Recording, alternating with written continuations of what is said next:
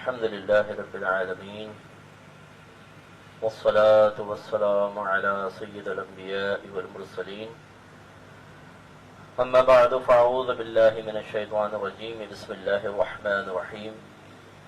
آج الحمدللہ 26ویں سپارے کی تلاوت ہوئی ہے اور اس میں 6 صورتیں پڑھی گئی ہیں. سورہ احقاف، سورہ محمد، سورہ فتح، سورہ حجرات، سورہ قوف اور سورہ الذاریات. ان میں سے احقاف مکی ہے اور سورہ محمد کے بارے میں اختلاف ہے، بعض نے مکی کہا بعض نے مدنی. سورہ فتح اور سورہ حجرات یہ دونوں مدنی صورتیں ہیں اور سورہ قوف اور سورہ الذاریات دونوں مکی ہیں. جس بھی صورت میں آپ یہ دیکھیں کہ پچھلی قوموں کے واقعات ہوں، نبیوں کے واقعات ہوں، آخرت کے عذاب کا زیادہ تذکرہ نظر آئے، بتوں کی مذمت نظر آئے، وہ اکثر مکی ہوں گی کیونکہ یہ مکے کے ماحول کا تقاضا تھا.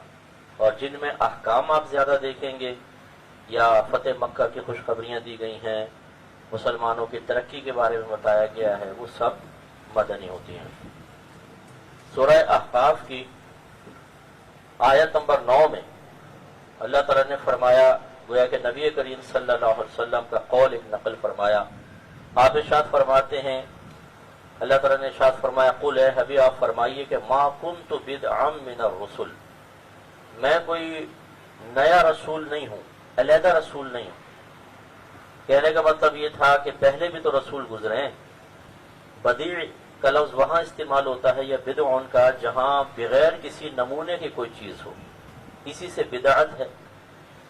تو اگر نبی کریم صلی اللہ علیہ وسلم پہلی مرتبہ اعلان نبوت فرماتے، آپ سے پہلے کوئی نبی رسول نہ آتے، تو کفار کو یقیناً آبجیکشن کرنے کا ایک طرح سے حق حاصل ہو سکتا تھا. پہلے تو کبھی کوئی ایسا نہیں ہوا، آدم علیہ السلام سے لے کر آج تک اتنے انسان گزرے، کوئی رسول نہیں آئے، آپ پہلی مرتبہ دعویٰ کر رہے ہیں. لیکن نبی کریم صلی اللہ علیہ وسلم نے، اور خود کفار سنتے رہتے تھے، اہل کتاب سے بھی پیچھے نبی آتے رہے. حضرت ابراہیم علیہ السلام کو وہ جانتے تھے کہ انہوں نے کعبۃ اللہ کی تعمیر کی ہے، حضرت اسماعیل علیہ السلام نے کی ہے. تو اس لیے اب سرکار نے سمجھایا کہ یہ تو کوئی تعجب خیز بات کیا ہے کہ اگر میں نے رسالت کا دعویٰ کیا ہے، پہلے بھی تو نبی آتے رہے. اور سرکار نے ارشاد فرمایا، وما ادری ما یفعل بی ولا بکم، اور میں نہیں جانتا جو کیا جائے گا میرے ساتھ، اور یہ بھی نہیں جانتا جو کیا جائے گا تمہارے ساتھ. اس سے بعضوں غلط فہمی پیدا ہوتی ہے، دیکھو نبی کریم کو خود نہیں پتا میرے ساتھ کیا کیا جائے گا. جو نبی قیامت کے احوال بتائے اور ایک ایک چیز بتا دے، سب سے آخر میں جہنم سے کون نکلے گا، لواء الحمد میرے ہاتھ میں ہوگا، حوض کوثر میں اتنے لوگ جمع ہوں گے، میں اس طرح شفاعت کروں گا، بے شمار حدیثیں موجود ہیں. تو یہ دنیا کے بارے میں سرکار فرما رہے ہیں ان سے کہ ایک تو یہ کہ دنیا کے بارے میں، آخرت کے بارے میں نہیں. دوسرا سرکار صلی اللہ علیہ وسلم کے کہنے کا مطلب یہ ہے کہ میں اپنے طور پر نہیں جان سکتا ہوں. اگر اللہ تو مجھے بتائے تو ایک الگ بات ہے، وہ آگے دلیل آ رہی ہے اس کے اوپر. تو میں از خود نہیں جان سکتا کہ میرے ساتھ کل کیا ہونے والا ہے، پرسوں کیا ہونے والا ہے، نا میں تمہارے بارے میں جان سکتا ہوں. ہاں یہ ضرور ہے کہ ان اتبع الا ما یوحی الیہ، اگر میں تو اسی کی پیروی کرتا ہوں جو میری طرف وحی کی جاتی ہے، جو اللہ مجھے بتاتا ہے اس کے مطابق. یہی ہمارا مسلمانوں کا عقیدہ ہے کہ اللہ کے بتائے بغیر کوئی نبی ایک چیز بھی نہیں جان سکتا. اگر کوئی یہ دعویٰ کرے کہ اللہ کے بتائے بغیر نبی کو جانتے ہیں، وہ کافر ہو جائے گا فوراً. اللہ تعالیٰ اپنے حبیب کو بتاتا ہے، رسولوں کو بتاتا ہے، وہ پھر لوگوں کو بتاتے ہیں. وما انا الا نذیر مبین، سرکار نے فرمایا میں تو محض واضح طور پہ ڈر سنانے والا ہوں. اس کا مفہوم یہ ہے کہ نبی کا کام ہوتا ہے وہ لوگوں کو ہدایت دیتا ہے، آخرت کے انعامات کا ذکر کر کے قلوب میں، نفوس میں لالچ پیدا کرتا ہے تاکہ وہ نیک عمل کی طرف آئیں، گناہ چھوڑیں، اور انہیں ڈراتا ہے عذابات سے تاکہ اس ڈر اور خوف کی وجہ سے وہ عذاب سے دور ہو جائے. بس اتنا نبی کا کام ہے.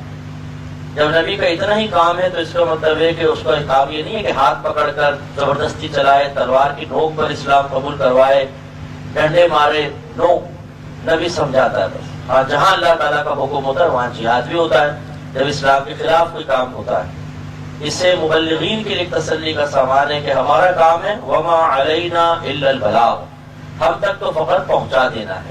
اب سامنے والا نہیں مانتا تو اب یہ نہیں ہے کہ ہم ڈنڈا لے کے اس پہ سوار ہو جائیں کہ کیوں نہیں مانتا، ہمارا کام کہنا ہے کہ مانے مانے، نہ مانے نہ مانے۔ 15ویں آیت میں اللہ تعالیٰ نے والدین کے ساتھ احسان کے حکم کو دہرایا ہے۔ پیچھے بھی آیت آئی تھی وَوَصَّيْنَا الْإِنسَانَ بِوَالِدَيْهِ إِحْسَانًا، اور ہم نے انسان کو اپنے والدین کے ساتھ، ماں باپ کے ساتھ اچھے سلوک کا حکم فرمایا۔ حَمَلَتْهُ أُمُّهُ كُرْهًا، اس کی ماں نے اس کو اپنے پیٹ میں رکھا پریشانی کے ساتھ، تکلیف کے ساتھ۔ وَوَضَعَتْهُ كُرْهًا، اور اسے پیدا کیا تکلیف کے ساتھ۔ وَحَمْلُهُ وَفِصَالُهُ 30 شَهْرًا، اور حمل اور دودھ چھڑانے کی مدت 36 مہینے ہے۔ 36 مہینے میں کتنے بن گئے؟ 2.5 سال تقریباً۔ 30 شهرًا 30 کے کتنے بنے؟ 2.5 سال، تو 24 12 کا مہینے کا 2 سال اور 6 مہینے آگے۔ تو اس سے استدلال کیا ہے علماء نے کہ حمل کی کم از کم مدت 6 مہینے ہوتی ہے۔ 6 مہینے میں بچہ پیدا ہوتا ہے، زیادہ 9 مہینے میں ہوتا ہے، تو 6 مہینے اس کے نکال دیں تو 2 سال دودھ پلانے کے بچیں گے۔ یہاں سے بھی استدلال کیا جاتا ہے۔ اور دوسرا، اللہ تعالیٰ نے والدین کے ساتھ نیک سلوک کا حکم دیا، لیکن پھر پہلے بھی ایسی آیت گزری تھی، ماں کے لیے علیحدہ اللہ تعالیٰ نے احساس دلایا ہے کہ تمہاری ماں 9 مہینے تک یا 7 مہینے 8 مہینے تک اپنے پیٹ میں تمہیں رکھتی ہے۔ یہ عورت کے لیے ایک تکلیف دہ مرحلہ ہوتا ہے۔ شروع میں بہت زیادہ الٹیاں وغیرہ، ومیٹنگس ہونا، پھر بہت سی چیزیں کھانے سے طبیعت اچاٹ ہو جاتی ہے، عجیب طبیعت خراب ہوتی ہے، پھر یہ نہ کھاؤ، یہ نہ پیو، یہاں نہ چڑھو، یہاں نہ اترو، احتیاط سے پاؤں رکھو، پھر واش روم وغیرہ کے مسائل، نماز پڑھنے کے مسائل، روزے کے مسائل، ایک آزمائش ہے عورت کے لیے۔ اور اس کے بعد جب بچہ پیدا ہوتا ہے تو جو تکلیف عورت سہتی ہے وہ عورت ہی جانتی ہیں۔ تو یہ احساس دلایا گیا ہے کہ بے حس نہ بنو، سیلفش نہ بنو۔ اگر تمہیں تمہاری ماؤں نے پیدا کر دیا اور اب تمہیں اس کا احساس نہیں ہے تو اس کا مطلب یہ نہیں ہے کہ ان پرانی خدمات کو بھلا کر تم موجودہ، اگر فرض کر لیں والدین کی طرف سے تکلیفیں مل رہی ہیں تو ان کو بنیاد بناؤ کہ جی دیکھو نا، ہماری ماں نے یہ کہہ دیا، ہمارے ابا نے یہ کہہ دیا، اس لیے ہمارا ایسا رویہ ہے۔ تو ذرا ماضی میں چلے جائیں، اگر ہماری والدہ نہ ہوتی تو ہم پیدا ہی نہ ہوتے، اور اس نے کس قدر اذیت اور تکلیفیں سہی ہیں۔ اس کا تقاضا یہ ہے کہ بڑھاپے تک ان کی خدمت کی جائے اور ان سے بالکل بدتمیزی وغیرہ نہیں ہونی چاہیے۔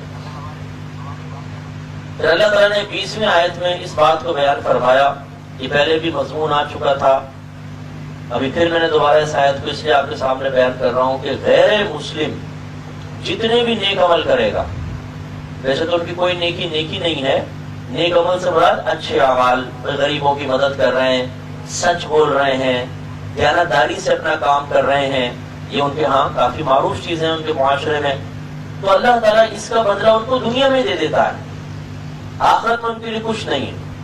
انہیں حسن دے گا، جمال دے گا، بیماریاں کم دے گا، تکالیف ان کو کم ہوں گی، ان کے لیے بظاہر طاقت ہے، ثروت ہے، ان کے لیے عروج ہے بظاہر ظاہری اعتبار سے، یہ سارا ان کا بدلہ ہے۔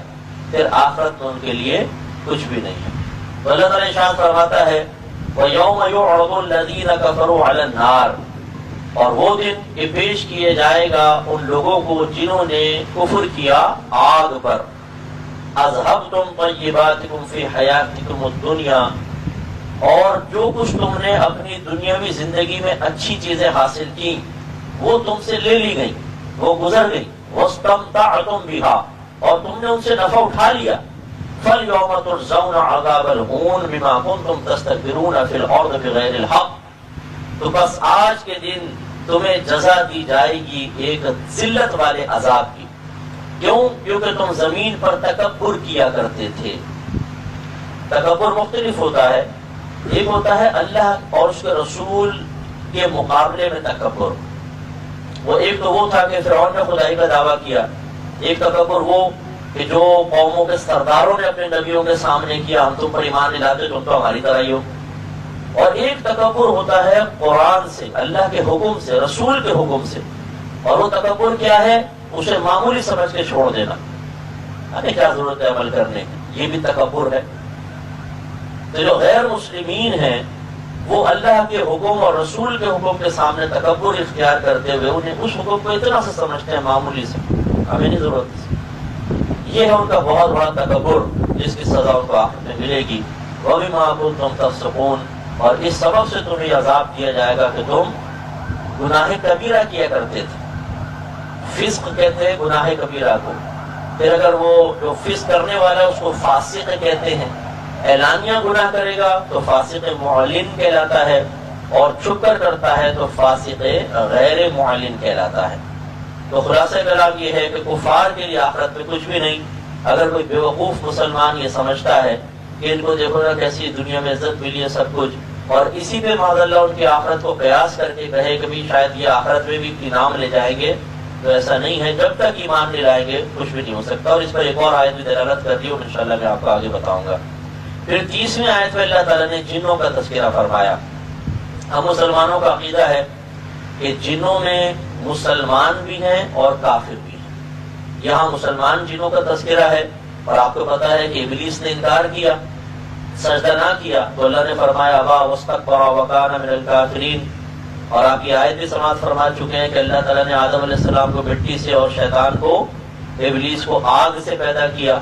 تو اس کا مطلب یہ ہوا کہ ان میں کافر بھی ہیں اور مسلمان بھی ہیں۔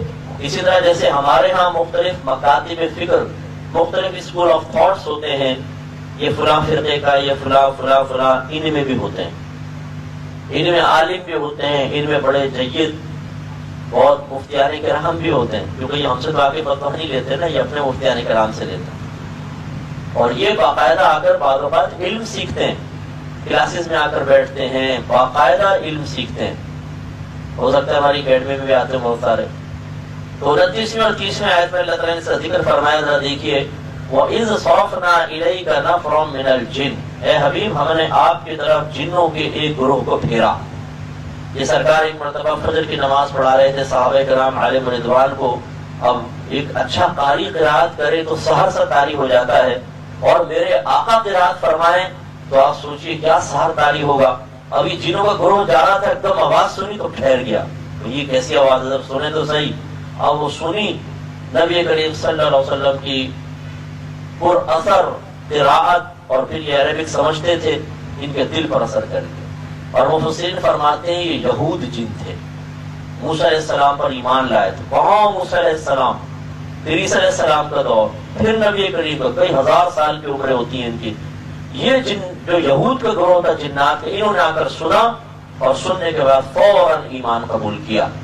تو اللہ تعالیٰ فرماتا ہے، اور یاد کیجئے حبیب جب ہم نے آپ کی طرف جنوں کے گروہ کو پھیرا، یستمعون القرآن، وہ غور سے کان لگا کر قرآن سنتے ہیں، فلما حضروہ، پھر جب نبی کریم صلی اللہ علیہ وسلم قرآن پڑھ کر فارغ ہوئے، قالوا، انہوں نے کہا انصتوا، خاموش ہو جاؤ، فلما قضی، پھر جب نبی کریم صلی اللہ علیہ وسلم اس سے فارغ ہوئے، ولوا الی قومہم منذرین، تو یہ اپنی قوم کی طرف پھر گئے، لوٹ گئے، اس حال میں کہ ڈر سنانے والے تھے، یعنی وہیں پہ بیٹھ کے سنا، ایمان فوراً قبول کر لیا، اور ارادہ کیا کہ اب یہ پیغام اپنے قبیلے کو پہنچائیں گے۔ اور پھر وہاں پہنچے، قالوا، انہوں نے اپنی قوم سے کہا، یا قومنا، اے ہماری قوم، انا سمعنا کتابا، بے شک ہم نے ایک کتاب کو سنا ہے، انزل من بعد موسیٰ، جو موسیٰ علیہ السلام کے بعد نازل کی گئی ہے، مصدقا لما بین یدیہ، یہ تصدیق کرنے والی ہے اس کتاب کی جو موسیٰ علیہ السلام کے پاس، یعنی توریت کی تصدیق کرنے والی ہے، یہدی الی الحق، اور وہ کتاب ہے جو ہدایت دیتی ہے حق کی طرف، وإلی طریق مستقیم، اور سیدھے راستے کی طرف۔ تو یہ وہ طریقہ کار ہوتا ہے۔ لیکن کتنے اچھے جن تھے کہ انہوں نے آ کر سنا، اور سننے کے بعد فوراً ایمان لانے کی سعادت حاصل کی، اور صرف یہیں پر اکتفا نہیں کیا کہ یہاں شیخ اپنی اپنی دیکھ، نہیں، اب اپنے قوم کے پاس جاتے ہیں، ان کے پاس کر ان کو پیغام پہنچایا۔ یہ وہ طریقہ کار اگر زندہ رہے تو دین زندہ رہتا ہے۔ ہماری عادت یہ ہوتی ہے کہ ہم سیکھ لیتے ہیں لیکن اپنی بیوی کو نہیں سکھاتے، اپنے بچوں کے سامنے وہ سنی ہوئی حدیث کو نہیں بیان کرتے، اور اس کی ایک بڑی وجہ یہ ہوتی ہے کہ ہم نے گھر میں وہ ماحول نہیں بنایا ہوتا کہ ہم جا کر اپنی بیوی بچوں کو کچھ دین کی بات سکھا سکیں، اور وجہ اس کی یہ ہوتی ہے کہ ہم نے گھر میں خود ایک گناہوں بھرا ماحول بنایا ہوتا ہے، اب ہم کسی عالم کی کوئی بات سنتے ہیں اور سننے کے بعد سوچتے ہیں گھر میں بتائے تو ہم کہیں گے یار بیوی کہے گی آج تو بڑے مولوی بن رہے ہو، خیریت تو ہے؟ بڑا دین یاد آ رہا ہے بھائی، کہاں سے پلٹ کر آ گئے، خیریت تو ہے؟ تو ہم کہتے ہیں نہیں یار نہیں۔ بعض اوقات اپنی حیت دیکھتے ہیں، ہمارے چہرے پہ داڑھی نہیں ہے، سر پہ ٹوپی نہیں ہے، اور نماز پڑھتے ہیں نہیں پڑھتے ہیں۔ اب ہم کہتے ہیں یار اگر میں اس حالت میں کسی کو بیان کروں گا مذاق اڑ جائے گا شاید، تو پھر ہم خاموش ہو جاتے ہیں۔ اور جب ہم خاموش ہوتے ہیں اپنے بے تکلف دوستوں کے درمیان، اپنے گھر والوں کے درمیان، اپنے آفس میں، فیکٹری میں، تو پھر آپ کا علم آپ کے سینے تک محدود رہتا ہے، وہ دوسرے تک نہیں پہنچتا۔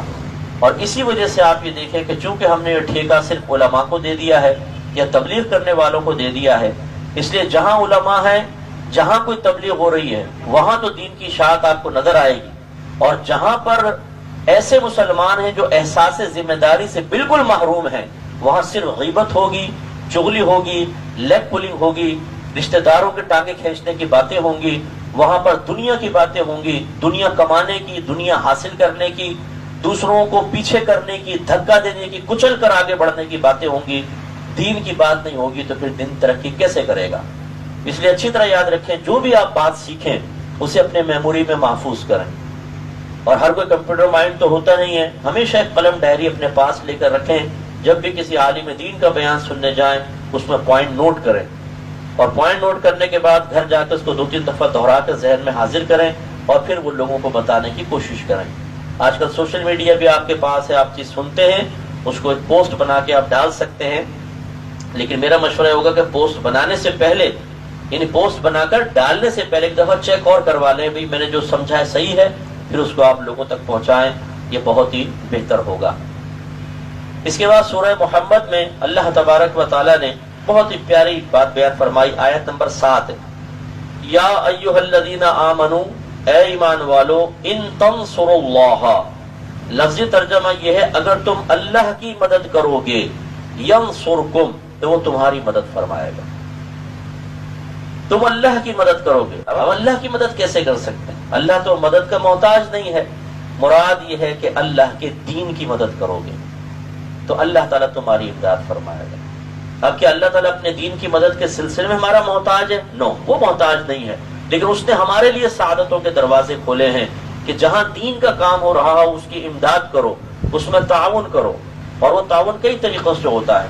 اگر آپ مال رکھتے ہیں تو مالی تعاون ہوتا ہے، اگر آپ کچھ صلاحیت رکھتے ہیں، آپ آئی ٹی کے شعبے سے وابستہ ہیں، آپ ویب سائٹ بنا سکتے ہیں، آپ کمپیوٹر یوز کر سکتے ہیں، آپ کمپوزنگ کر سکتے ہیں، آپ کا کوئی پرنٹنگ پریس ہے، آپ کوئی راشن پرووائڈ کر سکتے ہیں، مثلا کوئی ادارہ ہے، تو اپنے حسب استطاعت اپنی صلاحیتوں کو استعمال کر دیں۔ ایک مدد ہوتی ہے افرادی قوت کے ذریعے، کوئی ادارہ چل رہا ہے، آپ خود داخلہ لے لیں اس میں کہ چلو میں دین کی مدد کے لیے اپنے آپ کو پیش کرتا ہوں، میں عالم بنوں گا، مفتی بنوں گا، پھر دین کی تبلیغ کروں گا۔ اپنے بچوں کو پیش کر دیں، اپنے خاندان میں لوگوں کا ذہن بنائیں کہ عالم بنو، مفتی بنو، کیوں زندگی ضائع کرتے ہو؟ اللہ نے موقع دیا ہے، عالم بن جاؤ، مفتی بن جاؤ، اداروں تک ان کو لے کر آئیں۔ یہ بھی ایک مدد کا طریقہ ہوتا ہے۔ ایک مدد کا طریقہ ہوتا ہے کہ کوئی اگر دین کی راہ میں یا کسی چلتے ہوئے ادارے کی راہ میں رکاوٹ بن رہا ہے تو کم از کم آپ درمیان میں آ جائیں کہ بھئی ہم تم ایسا نہیں کرنے دیں گے کہ تم اس ادارے کو بدنام کرو، تم دینداروں کو بدنام کرو، کام کرنے والوں کے کاموں کو روکو، چھوٹی چھوٹی باتوں کی بنا پر ہم ایسا نہیں کرنے دیں گے۔ مثال کے طور پہ آپ کی ایک پی آر ہے، آپ ارب پتی ہیں، کروڑ پتی ہیں، آپ کی بات سنی جاتی ہے، آپ اچھے ڈونر ہیں کسی جگہ کے، اب آپ دیکھ رہے ہیں کہ کوئی شخص کسی کے خلاف، خصوصاً ہمارے مسلمان بھائی، سنی بھائی، اہل سنت کے خلاف کوئی کام کر رہا ہے، اور آپ یہ سمجھتے ہیں کہ میری بات سن کر اس کو روکنا ہی پڑے گا، تو آپ کو اپنا کردار ادا کرنا پڑے گا، ورنہ میدان معاشر میں حساب کتاب کے لیے تیار رہیے گا۔ آپ کو روکنا پڑے گا۔ اگر دو علماء میں بالفرض باہم جنگ ہو گئی ہے اور آپ ایسی حیثیت رکھتے ہیں کہ آپ ان کو روک سکتے ہیں کہ بھئی یہ تماشا نہ بنے، یہ قوم کو اضطراب اور انتشار میں مبتلا نہ کریں، تو پھر یہ نہیں کہ آپ اعلانیہ طور پہ مائک لے کے کھڑے ہو جائیں یا پبلک کے سامنے، نو، ایک الگ ان کو بلا کر ٹیبل ٹاک کر کے بڑے پیارے انداز سے ادب و احترام ملحوظ رکھ کر کہ حضور آپ کی وجہ سے دیکھیں یہ نقصان ہوگا، ایسا نہ کریں۔ یہ بھی ایک دین کی مدد ہے۔ اسی طرح ہماری بہنیں ہیں، یہ گھر سے کم نکلتی ہیں، اگر یہ کمپوزنگ سیکھ لیں، کمپیوٹر اچھا چلانا سیکھ لیں، انٹرنیٹ بھی یوز نہ کریں، چلیں کمپوزنگ ہی سیکھ لیں ان پیج کے اوپر، یا ورڈ کے اوپر بھی آتی ہے کمپوزنگ، جن پہ اردو کمپوزنگ ہے، عربک کمپوزنگ ہے، وہ سیکھ لیں. گھر بیٹھ کر بہت سی مدد کر سکتی ہیں اداروں کی. اور اسی طریقے سے اگر ہماری بہنیں مفتیہ بن جائیں، یہ گھر بیٹھ کر فتوے لکھ سکتی ہیں زبردست قسم کے. میں نہیں کہہ رہا ہوں کہ فتوے جاری بھی کر دیں، فتوے لکھیں ادارے میں دے دیں، ادارے والوں سے لے لیں، سوال لکھ کر دے دیں، جو وہاں کے ہیڈ مفتی صاحب ہیں وہ چیک کر کے ٹھیک ہے. میں جانتا ہوں اپنے ادارے کی ایک بچی، ایک عالم صاحب کی، ان کی ابھی شادی ہوئی ہے اور ان کے شوہر بھی عالم ہے، وہ بچی بھی ہمارے ادارے سے فارغ شدہ، فتوے لکھ کر دیتی ہے. ان کے شوہر پھر مزید اس پہ نظر ڈال کر ادارے میں دیتے ہیں، وہ فتوے جاری ہوتے ہیں. بچی کے نام سے نہیں ہوتے، ان کے نام سے ہوتے ہیں، لیکن مدد تو مل رہی ہے نا. ایک جزی تلاش کرنا، ایک مسئلہ تلاش کرنا بہت مشکل کام ہوتا ہے. ہم اس فیلڈ کے لوگ ہیں، جانتے ہیں. بہنوں کے پاس ٹائم ہوتا ہے گھر کے اندر، آرام سے بیٹھی، چلو کتابوں سے نکال کر بھئی یہ مواد اس مسئلے کا یہ لو. اب شوہر نے مرتب کیا اور کر دیا. ہمارے گھر میں اگر یہ آپ نہیں کریں گے خواتین کو استعمال، تو پھر وہی ہوگا کبھی وہ ساس کے ساتھ بیٹھ کر اس فلاں کی غیبت ہو رہی ہے، فلاں کی چغلی ہو رہی ہے، اور کھانے پکانے میں اور یوں اور سونے میں اور قسط وار ڈرامے دیکھنے کے اندر ہی ٹائم نکل جائے گا ان کا. ساری زندگی ایسی گزرے گی. تو اس لیے دین کی مدد کے لیے ہم سب کو اپنے اپنے حسب استطاعت تیار رہنا چاہیے. میں اسی لیے دعا دیتا ہوں لوگوں کو جو ہمارے ادارے کے ساتھ کسی بھی لحاظ سے تعاون کرتے ہیں، مالی اعتبار سے، افرادی قوت کے اعتبار سے، اپنی صلاحیتیں پرووائڈ کرنے کے اعتبار سے، کہ اللہ تعالیٰ ان کو جزائے خیر عطا فرمائے کہ ہمیں دین کے کام میں آسانی ملتی ہے، ورنہ آپ اپنی صلاحیتیں ضائع کر دیں گے. ہمیں خود پوچھنا چاہیے دینی اداروں میں جا کر یا دیندار لوگوں سے، میری کوئی خدمت کی ضرورت ہے تو مجھے بتائیں. میں پیسہ نہیں دے سکتا لیکن میں تھوڑا سا اتنا ٹائم دے سکتا ہوں. میں پیسہ نہیں دے سکتا، ٹائم نہیں دے سکتا، لیکن میرے اندر یہ صلاحیت ہے، میں اپنے آفس میں بیٹھ کے آپ کا کچھ کام کر سکتا ہوں، یہ میرا شعبہ ہے. آپ کو کوئی کام لینا ہے مجھ سے لے لیں. یہ ہوتا ہے کمال انسان کا، کہ اپنے وقت کو ضائع کرنے کے بجائے آوارہ دوستوں کے ساتھ بیٹھ کر یا کمپیوٹر پہ وہ موبائل پہ گیم کھیلے جا رہے ہیں، وہ پریشانی میں ایسا لگ رہا ہے جیسے یہ پڑوسی ملک کو فتح کر رہا ہے. بھائی کارگل پہ جنگ چل رہی ہے، 2 گھنٹے 1 گھنٹے کیا فائدہ؟ ارے بھائی دین کا کام کرو. زندگی مختصر سے ہو سکتا ہے کل موت کا جھٹکا لگے اور آپ اپنی جوانی سمیت قبر میں پہنچ جائیں. کیا فائدہ وہ صلاحیتوں کا؟ قبر میں جا کے تو ضائع ہونا ہے. اس لیے ہمت کرنی ہوگی. اسی طرح ہماری بہنوں کو بھی بڑی ہمت کرنی چاہیے. 19ویں آیت میں اللہ تعالیٰ نے فرمایا اپنے حبیب صلی اللہ علیہ وسلم سے. اس آیت کی پہلے تھوڑی سی تشریح میں عرض کر دوں. میرے آقا صلی اللہ علیہ وسلم فرماتے ہیں لوگوں اللہ کی بارگاہ میں توبہ کرو، میں بھی دن میں 100 مرتبہ توبہ کرتا ہوں.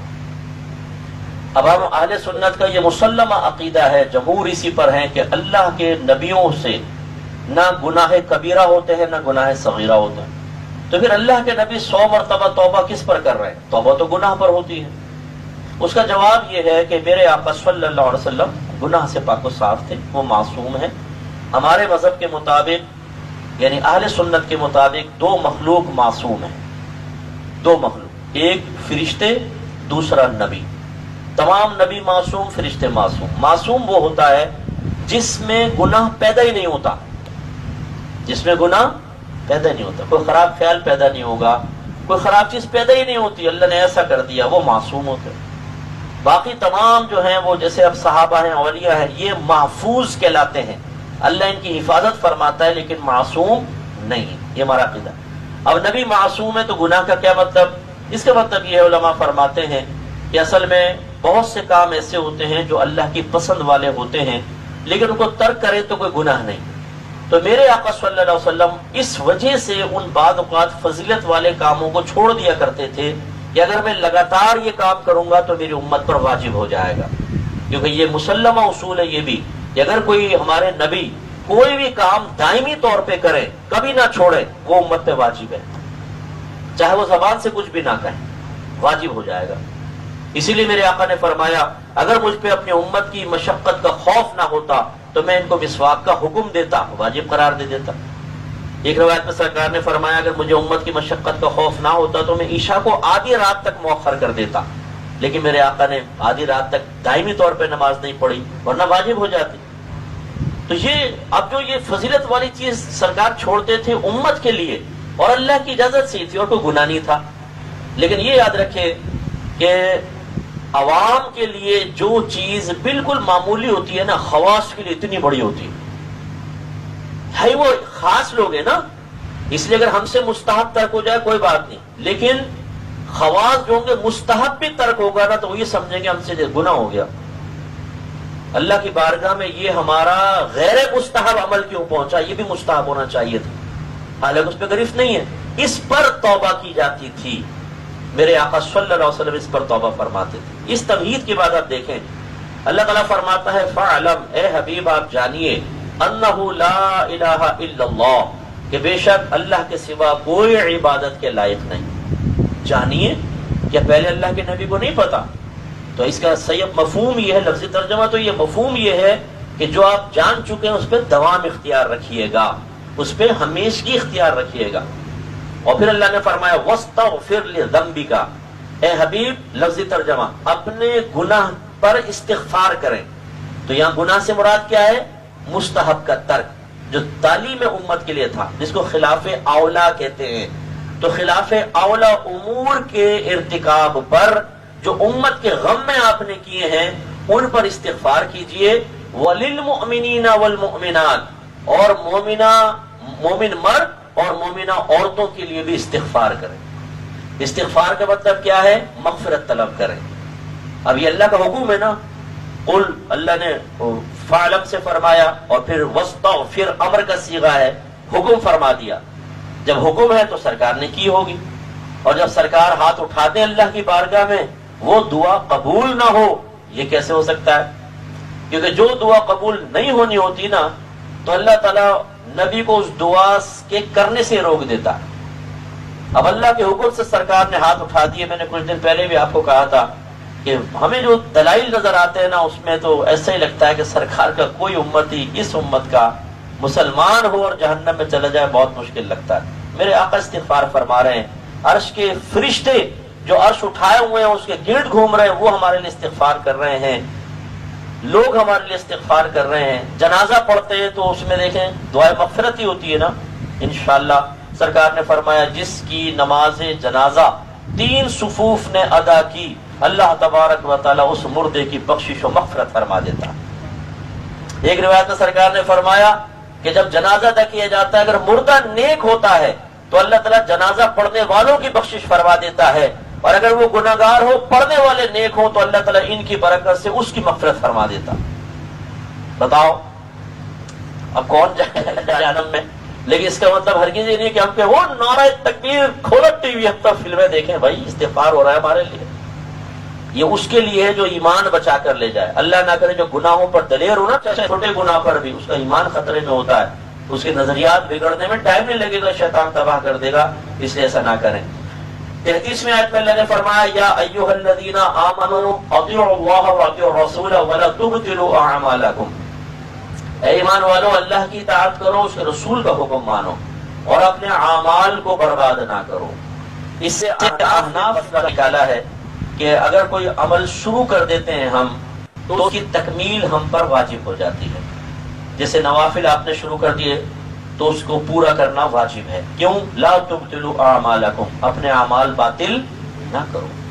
تو لہٰذا اگر آپ نے نفل شروع کر کے توڑ دیے، اس نفل کی آپ کو بعد میں قضا ادا کرنی ہوگی، گویا کہ پہلے وہ نفل تھی لیکن جب آپ نے اس کو شروع کر دیا تو اس کو پورا کرنا ہم پر واجب ہو جاتا ہے، کیونکہ اگر ہم اس کو ختم کر دیں تو اپنے اعمال کو باطل کرنا لازم آئے گا، اور اللہ تعالیٰ نے اس سے منع فرمایا۔ آیت نمبر 34 میں دیکھیں جو میں نے کفار کے بارے میں کہا تھا، اب یہ نص صریح ہے اس کے اوپر۔ ان الذین کفروا، بے شک وہ لوگ جو کافر ہوئے، وصدوا عن سبیل اللہ، اور انہوں نے اللہ کے راستے سے روکا، ثم ماتوا، پھر وہ مر گئے، وہم کفار، اس حال میں کہ وہ کفار تھے، یعنی حالت کفر میں اگر وہ مر گئے تو فلن یغفر اللہ لہم، اللہ تبارک و تعالیٰ ان کی ہرگز بخشش نہیں فرمائے گا۔ یہ نص صریح ہے، اللہ تعالیٰ ان کی ہرگز بخشش نہیں فرمائے گا۔ اس کا مطلب یہ ہے کہ جو کفر کی حالت میں مرے گا اس کی کبھی بخشش نہیں ہو سکتی۔ نص صریح ہے نا، اس لیے علماء نے فرمایا اگر کوئی کسی کافر کے مرنے پر جو کنفرم ہے پتا ہے کافر مرا ہے، اگر اس کے لیے دعائے بخشش و مغفرت کر دے وہ خود کافر ہو جائے گا۔ وہ کیوں کافر ہوگا؟ اس لیے کہ اگر آپ کہہ رہے ہیں اللہ تعالیٰ اس کی بخشش کر دے، کافر مرا ہوا ہے، تو اس کا مطلب ہے آپ کو اس آیت پر یقین نہیں ہے نا۔ اللہ تو فرما رہا ہے اسے کبھی بخشش نہیں ہو سکتی، اور آپ کہہ رہے ہیں اللہ تعالیٰ بخشش فرما دے. یہ آپ کا دعا مانگنا اس بات کی علامت ہے کہ آپ کو اس آیت پر ابھی یقین حاصل نہیں ہے، ورنہ کبھی بھی نہ کرتے. ہے کہ نہیں؟ خالی گلاس ہو اور آپ کسی سے کہیں پانی پی لیں، کبھی کہیں گے آپ؟ کبھی بھی نہیں کہیں گے، کیونکہ آپ کو یقین ہے پی نہیں سکتے، اس میں پانی نہیں ہے کیسے. تو اس کا مطلب جب یقین حاصل ہوگا تو دعائے بخشش و مغفرت ہی نہیں کریں گے، اور کریں گے تو یقین حاصل نہیں، اور جب یقین حاصل نہیں تو شک ہے. اور قرآن میں شک کرنا، اللہ کی خبر پہ شک کرنا، یہ کفر ہوتا ہے، وہ دائرہ اسلام سے خارج ہو جائے گا. اور 30ویں آیت میں اللہ تعالیٰ نے فرمایا ہا انتم ہؤلاء تدعون، کہ تم وہی ہو کہ جن کو دعوت دی جاتی ہے یا بلایا جاتا ہے لتنفقوا فی سبیل اللہ، تاکہ تم اللہ تعالیٰ کے راہ میں خرچ کرو.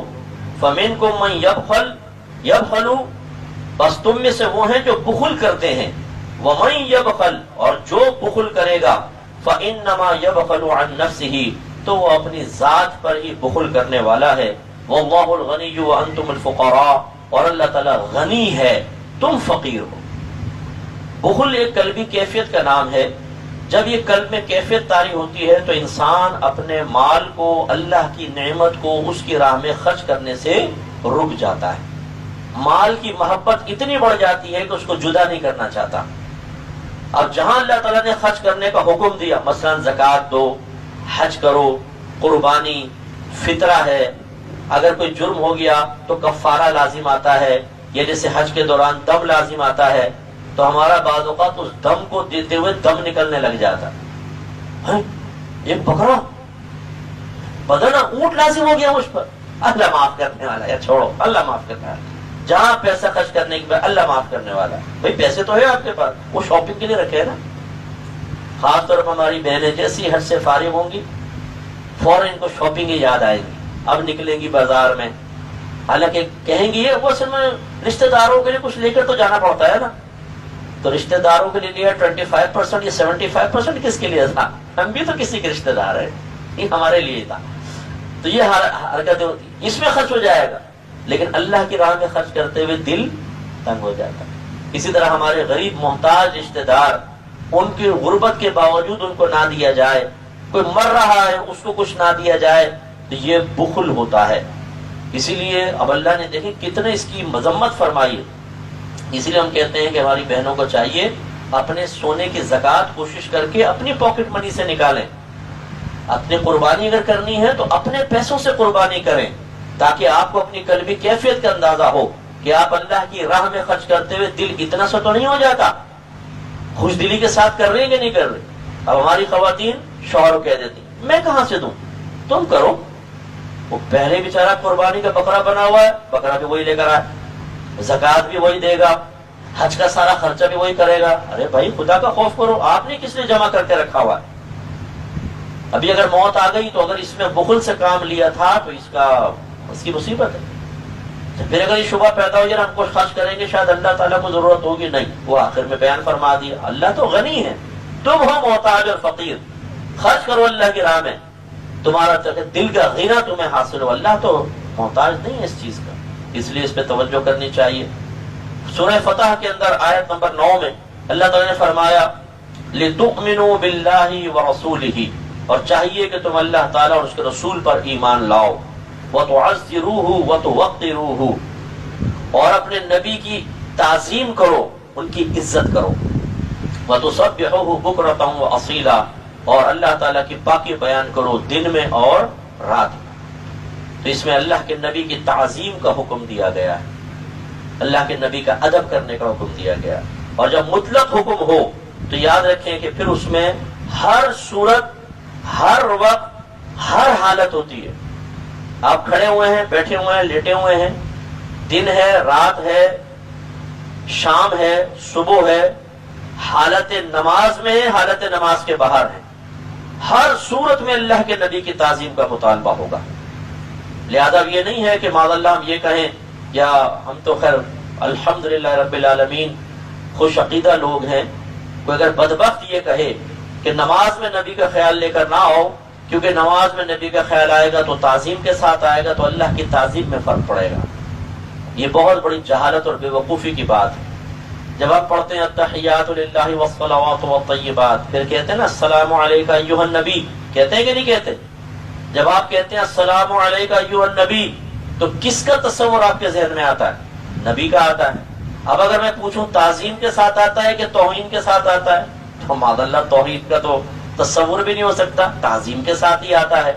اب التحیات پڑھنا آپ پر واجب ہے یا نہیں یہ بتائیں؟ جی واجب بھی ہے۔ اس کا مطلب یہ ہوا کہ اللہ تعالیٰ نے واجب قرار دیا کہ اس کے حبیب کا ذکر کریں حالت نماز میں، اور وہ یقیناً تعظیم کے ساتھ آئے گا۔ اس کا مطلب ہے خود مطلوب خدا یہ ہے کہ اس کے نبی کو ہر نماز میں تعظیم کے ساتھ یاد کیا جائے۔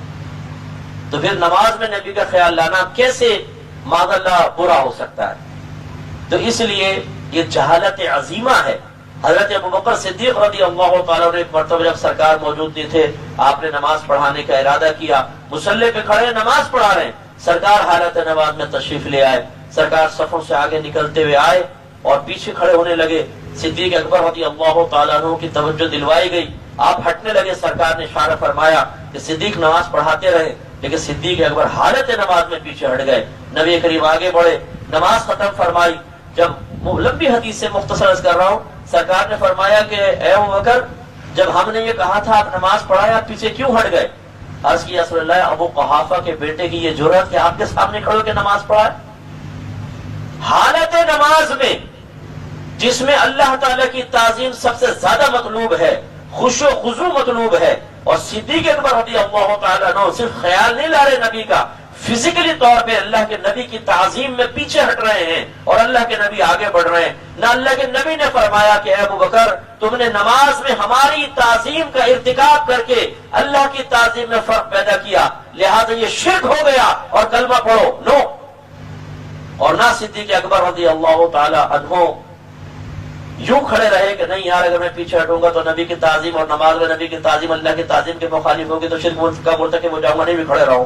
بعد میں سرکار نے فرمایا ہوتا بھائی صدیق اکبر شرک نہیں تھا، تم ہٹ سکتے تھے پیچھے، پھر آگے بات تھی۔ نو، اس کا مطلب ہے رسول بھی وہی چاہتا ہے، اللہ بھی وہی چاہتا ہے، اور صحابہ کرام کا بھی عقیدہ ہے کہ حالت نماز میں ہمارے نبی کی تعظیم سے نماز ناقص نہیں ہوتی بلکہ کامل ترین ہوتی۔ اس لیے اس قسم کے جاہلوں کے ساتھ کبھی مت بیٹھیے گا جو معاذ اللہ کہتے ہیں کہ تعظیم شرک فی تعظیم بھی ایک چیز ہوتی ہے۔ وہ کیا ہوتی ہے بھائی دیکھو، اور کسی غیر اللہ کی تعظیم نہ کرو، کیونکہ تعظیم کرو گے تو اللہ کی تعظیم میں فرق ہے۔ تو پھر ماں باپ کی تعظیم بھی مت کرو، استاد کی تعظیم نہ کرو، قرآن کی تعظیم نہ کرو۔ ویسے تو بہت سے کرتے ہی نہیں ہیں، وہ تو نماز پڑھتے یہ زمین پہ پھینکتے اور تکبیر لگائی نماز شروع، یہ تو حالت ہے۔ جب تعظیم سے منہ موڑتا ہے تو پھر یہ حالت ہوتی ہے۔ ان کے بچے بھی جوتے مارتے پھر وہ کہتے ہیں تیرا ابا تیری تعظیم کیسے، تو خدا کی تعظیم نہیں کرتا، رسول کی تعظیم نہیں کرتا، تیری تعظیم کہاں سے ہوگی؟ تو اس لیے اس قسم کے لوگوں کے ساتھ ہرگز نہ بیٹھے، تعظیم کرنے والوں لوگوں کے ساتھ ہونا چاہیے۔ 13ویں آیت میں اللہ تعالیٰ نے ارشاد فرمایا، اب یہ غور سے اس آیت کو بھی سماعت فرمائیں، ایک مسئلے کے لیے میں نے اس آیت کو خاص چنا ہے۔ وَمَن لَّمْ يُؤْمِنْ بِاللَّهِ وَرَسُولِهِ، اور جو اللہ تعالیٰ اور اس کے رسول پر ایمان نہ لایا، اور رسول سے مراد کون ہے؟ ہمارے نبی کریم صلی اللہ علیہ وسلم ہیں۔ فَإِنَّا أَعْتَدْنَا لِلْكَافِرِينَ سَعِيرًا، تو بے شک ہم نے کفار کے لیے شدید آگ تیار کر رکھی ہے۔ تو آج کل ایک اور ناپاک سوچ آپ کو معاشرے میں نظر آئے گی، بلیورز اور نان بلیورز کی۔ بعضوں نے نعرہ لگایا کہ جی دیکھیں جو اہل کتاب ہیں یہ بلیورز میں سے ہیں، بلیو رکھتے ہیں نا، یقین رکھتے ہیں کسی نبی کے اوپر، لہذا ان کے لیے جہنم نہیں ہے، یہ نجات پائیں گے۔ جو نان بلیور ہے بالکل، جو کسی نبی پہ ایمان نہیں لاتے، وہ جہنم میں جائیں گے، ہندو وغیرہ جیسے وہ۔ لیکن اللہ تعالیٰ کیا فرما رہا ہے؟ جو ہمارے نبی پر ایمان لے کر نہیں آیا، آج کوئی اہل کتاب میں سے اگر ہمارے نبی کو نبی نہیں مانتا تو وہ ایمان نہیں لایا، اور اس کے بارے میں اللہ تعالیٰ نے حکم ارشاد فرمایا۔ لہذا ناپاک سوچ ہے، یہ غلط سوچ ہے، اس سوچ کے پیچھے چلنا یہ اپنے ایمان کو برباد کرنا ہے۔ اب میں نام لیتا ہوں شخصیات کا، کیونکہ ہم اپنے اکیڈمی تک میں ہم شخصیات پہ کمنٹس پاس نہیں کرتے، آرگنائزیشنز کے اوپر ہم کمنٹس پاس نہیں کرتے، لیکن بڑے مشہور نام ہیں کہ جو اس قسم کی سوچوں کو لوگوں کے اندر منتقل کرنے کی کوشش کر رہے ہیں۔ سورہ حجرات کی کچھ آیات تیزی کے ساتھ بس میں عرض کر دیتا ہوں۔ اس میں نبی کریم صلی اللہ علیہ وسلم کے بڑی عظمت کو بیان کیا گیا۔ یا ایھا الذین آمنوا، اے ایمان والو، لا تقدم بین یدی اللہ ورسولہ، اللہ تعالیٰ اس کے رسول کے سامنے آگے بڑھنے کی کوشش نہ کرو۔ مراد یہ ہے کہ جب اللہ کے نبی موجود ہوں تو وہ اپنے فیصلوں کو مسلط کرنے کی کوشش نہ کرو، اپنی رائے کو فوقیت دینے کی کوشش نہ کرو۔ اللہ کے نبی کا ادب یہ ہے کہ اپنی رائے کو، اپنی آوازوں کو، اپنی سوچ اور فکر کو نبی کی رائے، نبی کی آواز اور نبی کے فیصلوں کے تابع کر لو۔ اگلی آیت میں اللہ نے فرمایا یا ایھا الذین آمنوا لا ترفعوا اصواتکم فوق صوت النبی ولا تجہروا له بالقول کجہر بعضکم لبعض تحبط اعمالکم وانتم لا تشعرون۔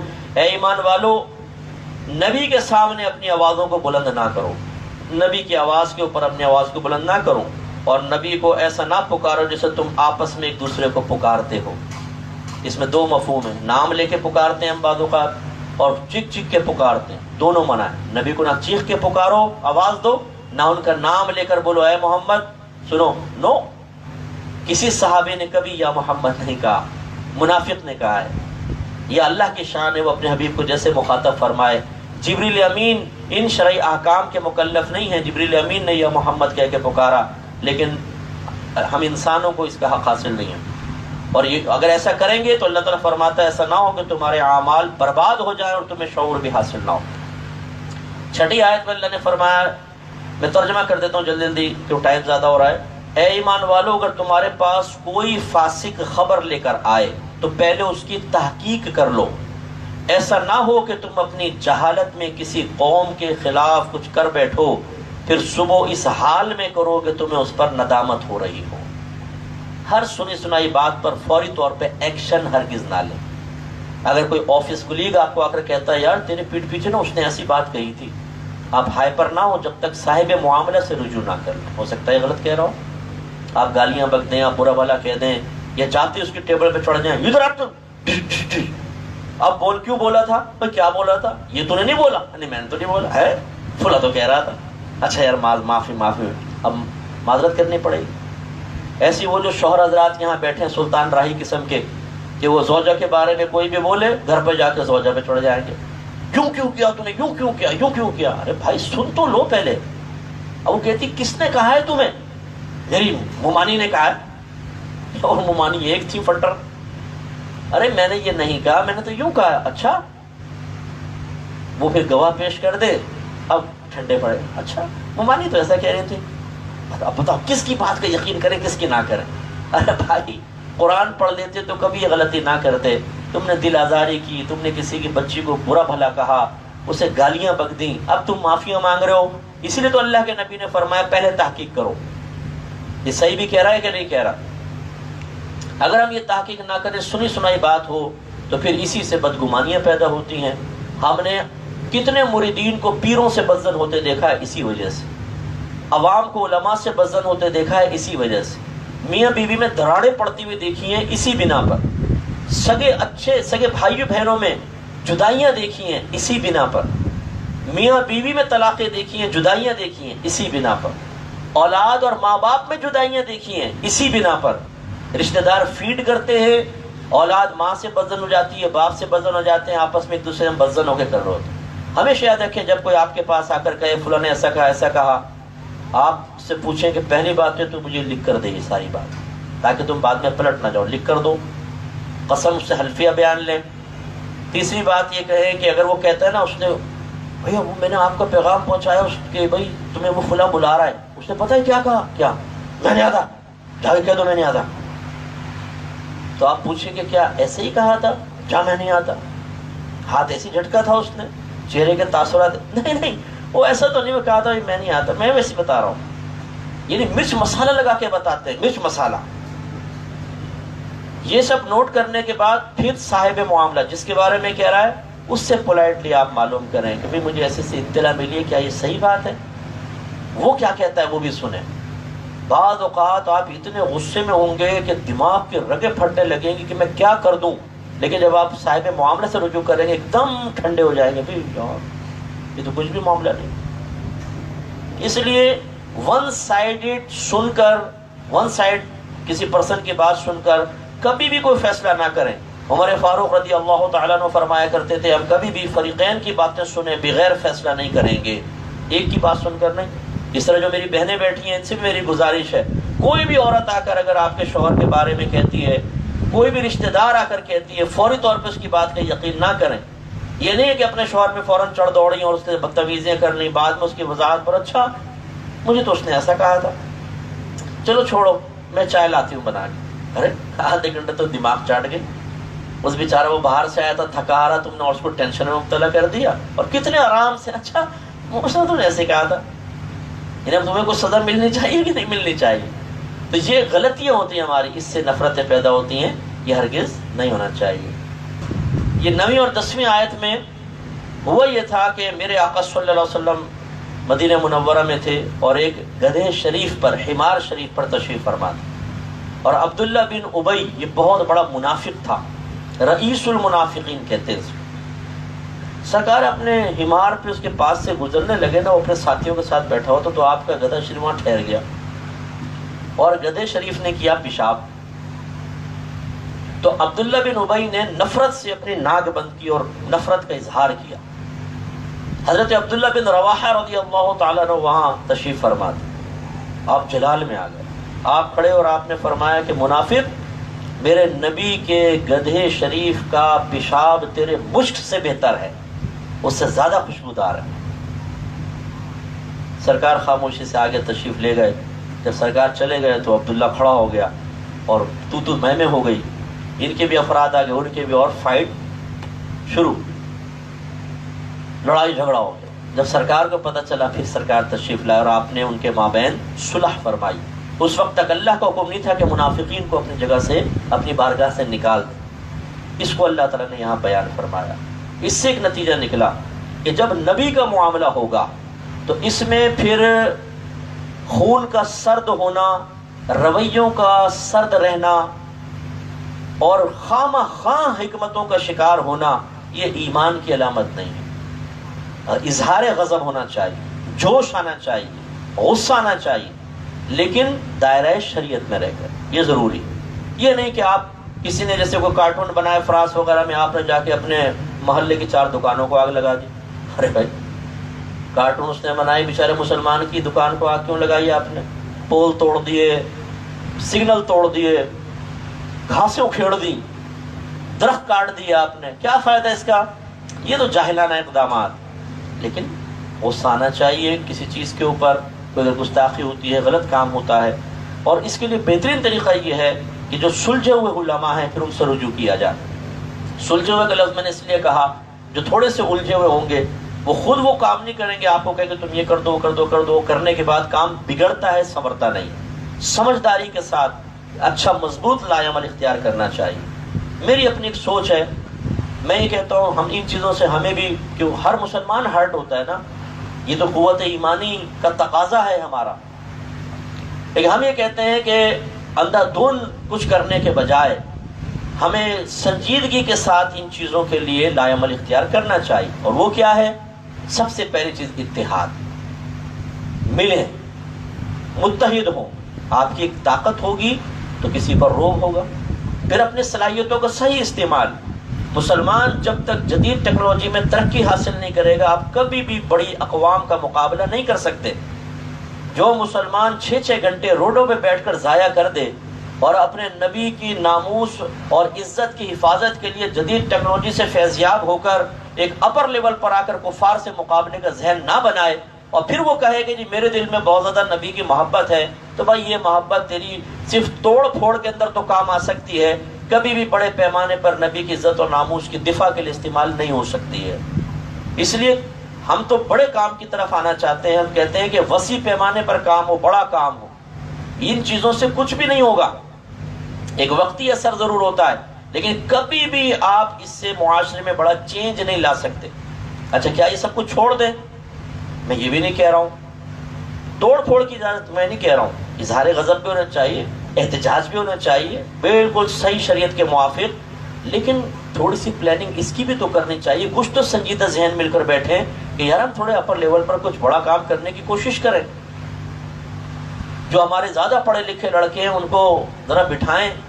آج کل آپ دیکھیں انٹرنیٹ ایک بہت ہی پاورفل سورس ہے، سوشل میڈیا، اس پر ہمارے کام کرنے والے کون ہیں؟ بالکل الف بے جن کو نہیں آتی دین کی جاہل قسم کے لوگ بیٹھے ہوئے ہیں، اور وہ کہتے ہیں اپنے مسلک کا دفاع کر رہے ہیں۔ آپ دفاع نہیں کر رہے، مسلک کو تباہ کر رہے ہیں۔ اتنے نامعقول اور احمقانہ طریقے سے آپ مسلک کا دفاع کرنے کی کوشش کرتے ہیں کہ اس سے مسلک کی عزت بنتی نہیں اور گرتی ہے۔ سمجھداری کے ساتھ کرنے کی ضرورت ہے، تو اس پہ ہمیں توجہ کرنی ہوگی۔ اس کو اللہ نے 9ویں اور 10ویں آیت میں بیان فرمایا، اور 11ویں آیت میں اللہ تعالیٰ نے دو چیزوں کو منع فرمایا۔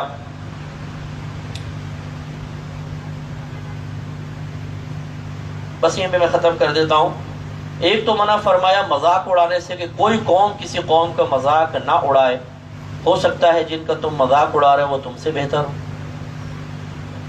ٹھیک ہے نا۔ اور غیبت سے منع فرمایا، تو ایک تو مذاق بالکل نہ اڑائیں کسی کا۔ بعض اوقات ہم کسی کو حقیر سمجھ کے مذاق اڑا رہے ہوتے ہیں، کلاس میں کسی ایک اسٹوڈنٹ کو پکڑ لیتے ہیں، اس کا مذاق اڑاتے ہیں، آفیسز وغیرہ کے اندر، خاندان میں جب گیدرنگ ہو جاتی ہے، کزنس وغیرہ بیٹھ جاتے ہیں، ایک کو ٹارگٹ بنا لیا جاتا ہے۔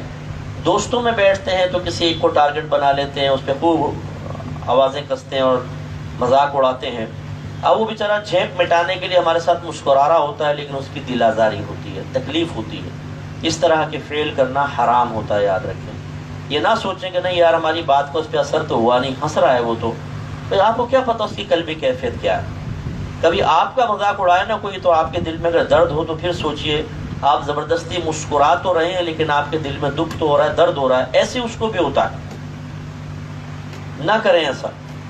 ایسے بعض لوگ جب اپنے گھر والے خاندان والے بیٹھے ہوتے ہیں تو بیوی کا مذاق اڑانا شروع کر دیں گے۔ بیوی ہوگی وہ میکے میں آئی ہوئی ہے تو ایسی مذاق میں وہ شوہر کا مذاق اڑانا شروع کر دے گی۔ یہ تو دل کے اندر باتیں بیٹھ جاتی ہیں، اچھی طرح یاد رکھیں، اور میاں بیوی کا تعلق بہت کمزور ہونا شروع ہو جاتا ہے۔ یہ کبھی نہ کریں۔ آپ تو سمجھیں کہ ہم مذاق کر رہے ہیں، یہ مذاق ہی تو تباہ کرواتا ہے۔ اور دوسرا، غیبت ہرگز نہ کریں۔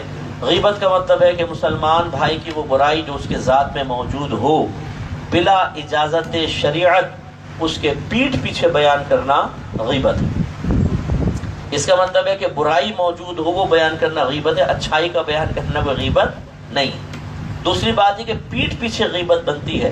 اگر آپ سامنے کسی کے بولیں تم میں یہ ہے یہ ہے یہ ہے، تو اس کو غیبت نہیں کہتے، اگرچہ بھی منع ہے، دل آزاری ہوگی، لیکن پیٹھ پیچھے غیبت۔ تیسرا یہ کہ برائی کی نیت موجود ہو۔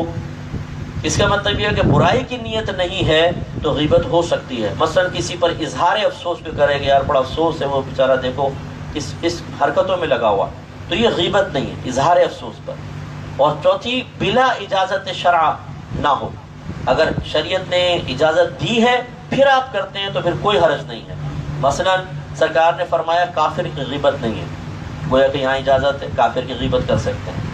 دوسرا سرکار نے فرمایا جس نے حیا کا پردہ اپنے چہرے سے ہٹا دیا اس کی غیبت نہیں۔ تو جو اعلانیہ طور پہ شراب پی رہا ہے، جوا کھیلتا ہے، اب ہم پیچھے بیٹھے باتیں کر رہے ہیں، یار وہ تو شراب پیتا ہے، وہ جوا کھیلتا ہے، تو یہ غیبت نہیں ہے، کیونکہ وہ سب کے سامنے اعلانیہ طور پہ کر رہا ہے، آپ کے نبی نے فرمایا۔ تیسرا یہ سرکار نے فرمایا جب تم سے مشورہ طلب کیا جائے تو تم مشورہ دینے میں امین ہو۔ اس کا مطلب ہوا اگر کوئی مشورہ مانگ رہا ہے تو پھر ہم غیبت کر سکتے ہیں۔ مثلا کسی نے کہا میں اپنی بیٹی کی شادی فلاں لڑکے سے کرنا چاہتے ہیں، کر سکتے ہیں؟ آپ نے کہا نہیں وہ تو بڑا موالی اور چرسی قسم کا ہے، گالیاں بکتا ہے، لڑکیوں کے پیچھے رہتا ہے اور غلط حرکتیں کرتا ہے، یہ اب آپ اس کو بتا رہے ہیں، تو یہ غیبت نہیں ہے، کیونکہ آپ مسلمان بھائی کو مشورہ دے رہے ہیں اس وقت۔ اسی طریقے سے کسی کو دھوکے سے محفوظ کرنا، کسی کے فراڈ سے بچانے کے لیے کسی کی غیبت کرنا بالکل جائز ہے۔ جیسے آپ کسی ڈبے پیر کے کارنامے بیان کر دیں، کسی لوٹنے والے عامل کا کارنامہ بیان کریں، وہ اس کے پاس نہ جانا بہت بڑا فراڈی ہے، وہ ایسا کرتا ہے ویسا کرتا ہے، اس پیر کے پاس نہ جاؤ وہ ایسی ایسی حرکتیں کرتا ہے، یہ غیبت نہیں ہے، کیونکہ آپ مسلمان بھائی کو دھوکے سے بچا رہے ہیں۔ اسی طرح ڈاکٹر کے پاس جا کے اگر آپ کوئی چیز بیان کرتے ہیں، بس ڈاکٹر نے کہا کہ یہ کیوں، یہ آپ کے ہاتھوں پہ نشان کیسے ہیں، اس نے کہا جی میرے شوہر نے مارا پیٹا ہے، ڈاکٹر نے ایک اور کویسچن، دو کویسچن کیے یوں، تو اس کے بارے میں تھوڑا سا بتایا، جو علاج معالجے میں معاون ہو، یہ غیبت نہیں ہے۔ اس طرح جج کے سامنے کسی وکیل کو بتا رہے ہیں کہ کوئی کیس، اسی طرح کسی مفتی سے فتویٰ لیتے ہوئے، اگر مفتی صاحب ضروری سمجھتے ہیں اور کویسچنز کرتے ہیں کسی کے بارے میں، کیونکہ بعض اوقات سامنے والے کی عملی حالت سے فتویٰ بدل جاتا ہے تو پوچھنا پڑتا ہے، تو ان کے سامنے بھی غیبت کرنا شرعاً جائز ہے، یہ صحیح چیز ہے۔ لیکن جو ہمارے ہاں ہوتا ہے، جہاں میاں بیوی مل کے بیٹھیں گے تیسرے رشتہ دار کی برائی شروع ہو جائے گی، ماں بیٹا بیٹھے گا تو بیوی کی برائی، بعض اوقات ماں باپ کی غیبت، دو رشتہ دار بیٹھیں گے تیسرے کی برائی، دو دوست بیٹھیں گے تیسرے دوست کی برائی، حتیٰ کہ اس سے دیندار بھی محفوظ نہیں ہے۔ جہاں دو تین دیندار ملیں گے چوتھے دیندار کی ضرور غیبت کر رہے ہوں گے، حالانکہ یہ حرام اور گناہ کبیرہ ہے۔ تو یہ جو میں نے تھوڑا سا اصول آپ کو بتایا ان کو ذہن میں رکھیں، خدا نہ خواستہ کبھی غیبت کرنے کا موڈ بنے تو فوراً ان اصولوں پر اپنی غیبت کو پرکھ کر دیکھیں کہ میں کیا غیبت کر سکتا ہوں یہاں پر کہ نہیں۔ اگر شریعت اجازت دیتی نظر آئے تو پھر بالکل آپ کر سکتے ہیں، ورنہ محفوظ رہیں۔ اب اس سے ایک نتیجہ آخری بس یہ بھی نکلا کہ ہمارے علماء اگر کوئی ہیں اچھا بعمل عالم ہے، بعمل عالم ہے، وہ اگر آپ کو بظاہر غیبت کرتا نظر آئے تو فوراً اس سے بدگمان ہو جانا یہ انتہائی حماقت کی بات ہے۔ ہو سکتا ہے اس کے پیش نظر اجازت شرع ہو اور اس وجہ سے وہ کسی کی برائی کر رہا ہو۔ ہماری عوام، اور میں یہ آخری جملہ کہہ رہا ہوں اس میں کوئی ناراض نہ ہو، یہ جو ہمارے بعض اوقات تھوڑا سا علم حاصل کر کے تبلیغ کے شعبے میں داخل ہو جانے والے لوگ ہیں، یہ ادھوری تعلیم لوگوں کو دے کر نکل جاتے ہیں اور فتنہ پھیلا جاتے ہیں۔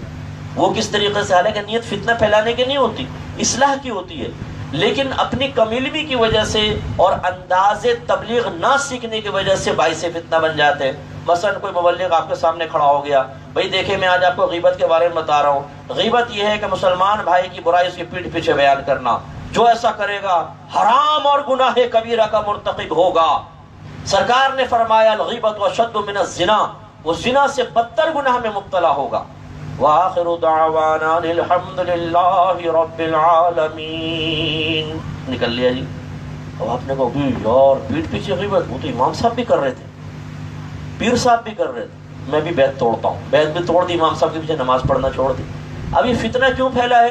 اس لیے کہ اس نے ادھوری بات بتائی، یہ نہیں بتائی کہ اجازت شرع بھی تو موجود ہے۔ خود آپ کے نبی نے اجازت دی ہے بعض مقامات پر غیبت کرنے کی۔ تو یہ ایسے جو خطرناک مبلغ ہیں نا وہ بہت زیادہ خطرناک ہوتے ہیں، ان سے اصلاح نہیں ہوتی، ان سے معاشرہ بگڑتا ہے۔ بچے ماں باپ سے بدزن ہو جاتے ہیں، اپنے استاد سے بدزن ہو جاتے ہیں، پیر سے بدزن ہو جاتے ہیں، اماموں کے پیچھے نماز پڑھنا چھوڑ دیتے ہیں، انہیں پتہ ہی نہیں ہوتا کہ یہاں پر یہ غیبت صحیح ہو رہی ہے غلط ہو رہی ہے۔ اس لیے میں آپ کو سمجھا رہا ہوں، تبلیغ دین کرنے والے ہر مبلغ اور مبلغہ کو چاہیے کہ وہ جس موضوع پر بولنے لگے اس کے ہر پہلو کو پہلے سمجھے خود اچھی طریقے سے، پھر یہ سوچے اگر میں اتنا ادھورا کر دوں گا تو کیا نقصان ہوگا۔ ٹائم لیمٹ کے اعتبار سے موضوع کو چھیڑے اور پھر اس کے حساب سے اپنے موضوع کو کمپلیٹ کر کے وہاں سے اٹھے، ورنہ آپ دین کی خدمت نہیں کریں گے، دین کو بگاڑیں گے۔ یہ میں ایک مثال آپ کو دی ہے۔ بعض اوقات جھوٹ بولنا بھی جائز ہوتا ہے، شریعت نے اجازت دی ہے۔ بعض اوقات مارنا پیٹنا جائز ہوتا ہے، شریعت نے اجازت دی ہے۔ بعض اوقات تکبر کرنا جائز ہوتا ہے، شریعت نے اجازت دی ہے۔ اب کہاں کرنی ہے کہاں نہیں یہ جاننا تو ضروری ہے نا۔ آپ نے ادھورا سا تکبر کا ایک بیان تیار کر کے آپ نے کہا یہ تکبر کرنا حرام ہے، لیکن خود میرے سرکار فرماتے ہیں کہ متکبر کے سامنے تکبر سے پیش آؤ تاکہ اس کا تکبر ٹوٹے۔ اجازت شرع ہے۔ اگر آپ ایک بڑے سیٹ کے سامنے، آپ دیندار آدمی ہیں اور آپ عارضی اختیار کرتا ہوں، ایسا کرتا ہوں سیٹ کی جوتی اٹھا کے نا پاؤں کے پاس رکھتا ہوں، ظاہر تو عارضی کا عمل ہے، آپ نے اٹھا کے رکھی، اس سے اس کا تکبر کم ہوگا کہ بڑھے گا؟ آپ نے دین کو ذلیل کر دیا، آپ نے اپنے آپ کو بے عزت اور ذلت پر پیش کر دیا۔ کون اس کی تعریف کرے گا اس عاجزی کی؟ تو اس لیے دین سیکھنے سے آتا ہے، خالی مطلب یہ کہ اپنے سر پہ امامہ رکھنے سے، داڑھی بڑھانے سے، یا مطلب یہ کہ کوئی مطلب کتاب ہاتھ میں پکڑ دینے سے دین نہیں آئے گا، سیکھنے سے آئے گا، اور انداز تربیت انتہائی ضروری ہے تبلیغ کی۔ تو اس لیے ادھورا بیان ہرگز نہ کریں، کمپلیٹ بیان کریں، خصوصاً گناہوں کے بارے میں۔ اللہ تعالیٰ عمل کی توفیق عطا فرمائے۔